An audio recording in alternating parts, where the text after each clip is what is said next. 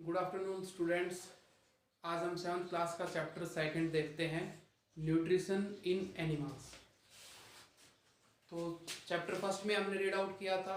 सबसे पहले न्यूट्रिशन क्या होता है, पोषण। क्या होता है बेटा, पोषण।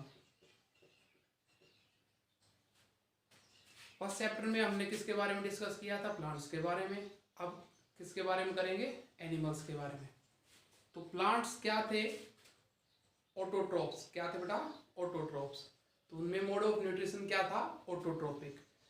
क्यों, क्योंकि वो अपना खाना स्वयं बना सकते हैं। वही अब हम बात करें एनिमल्स की, तो ये क्या होते हैं, ग्रीन प्लांट्स के ऊपर डिपेंड होते हैं, डायरेक्टली या इनडायरेक्टली।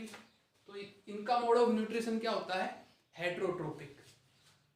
तो लेक्चर छोटा हो इसके लिए मैंने पहले से लिख दिए, एक बार समझ लीजिए इन टर्म्स को। मोड ऑफ न्यूट्रिशन कौन सा होता है एनिमल्स के अंदर, हेट्रोट्रोपिक। कौन सा होता है बेटा, हेट्रोट्रोपिक।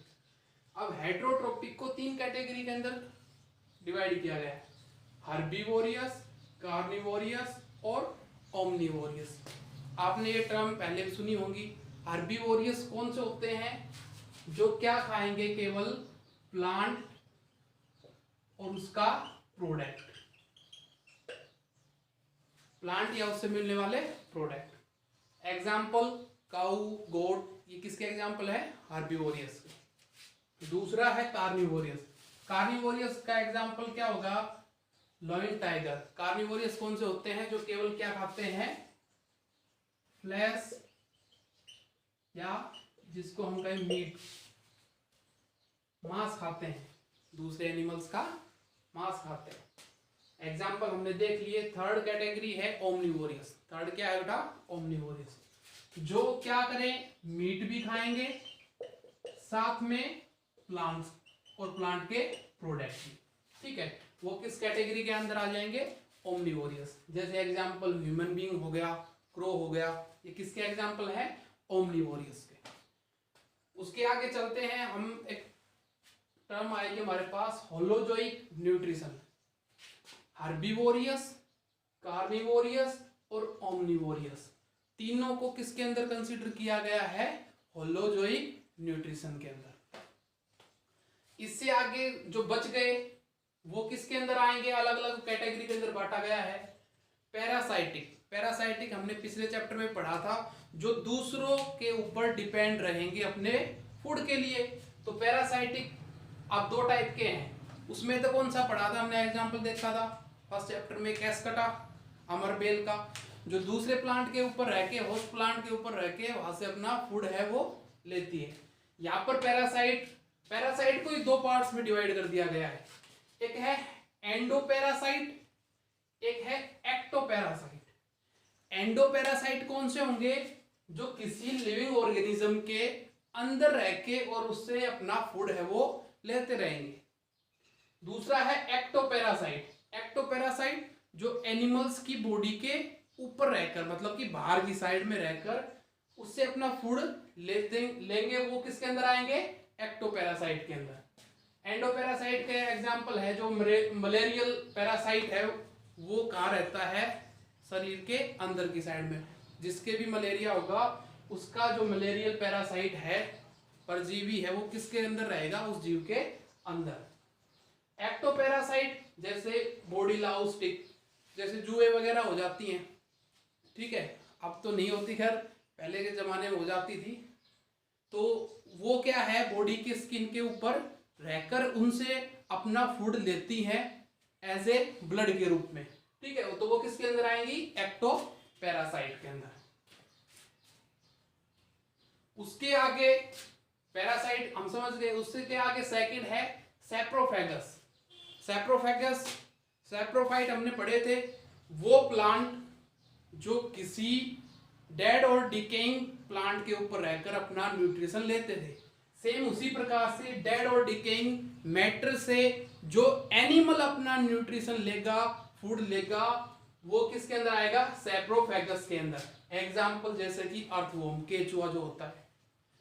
थर्ड कैटेगरी है आगे स्क्वेंजर्स, जो एक तरह से मरे हुए एनिमल्स को डायरेक्टली खाते हैं, जैसे कि वल्चर, जैकल आपने देखे होंगे, ये किस कैटेगरी के अंदर आते हैं?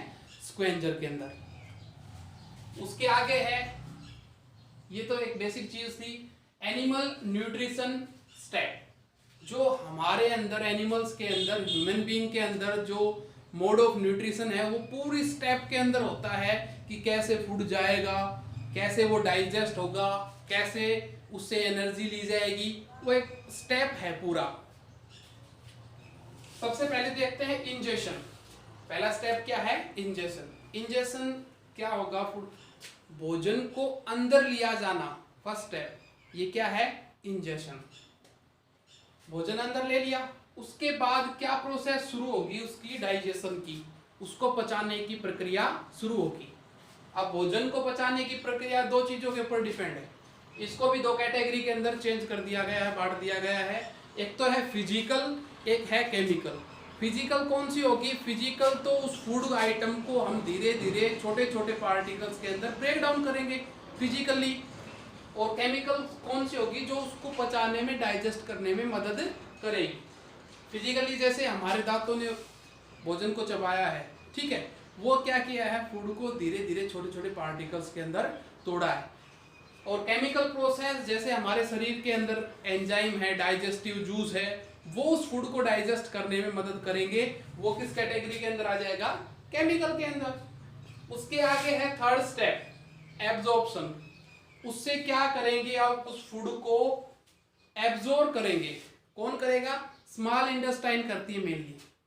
कौन फूड को एब्जॉर्ब करता है बेटा? Small intestine. जो डाइजेस्ट हो चुका है फूड, उसको स्मॉल इंटेस्टाइन है, उसको एब्जॉर्ब कर लेगी और ब्लड स्ट्रीम के अंदर मिला देगी। कहाँ मिला देगी? ब्लड के बाद। और ब्लड में जब मिल जाता है फूड, तो वो धीरे धीरे, क्योंकि ब्लड है, सर्कुलेट होता रहता है पूरी बॉडी में, धीरे धीरे वो ब्लड के साथ हर एक सेल के पास पहुंच जाता है। फूड हर एक सेल के पास पहुंच गया। उसके बाद फोर्थ प्रोसेस है एसिमिलेशन। एसिमिलेशन के अंदर क्या होगा? जो सेल्स हैं उनके पास फूड आइटम है, अब वो उनसे क्या लेंगी? एनर्जी लेंगी। क्या लेंगी बेटा? एनर्जी। ठीक है। लास्ट में प्रोसेस है एजेशन। एजेशन प्रोसेस क्या हो गई? अब जो अनडाइजेस्टेड फूड मटेरियल जो बच गया हमारे पास, उसको शरीर से बाहर निकालना। ठीक है, वो लास्ट प्रोसेस क्या हो जाएगी?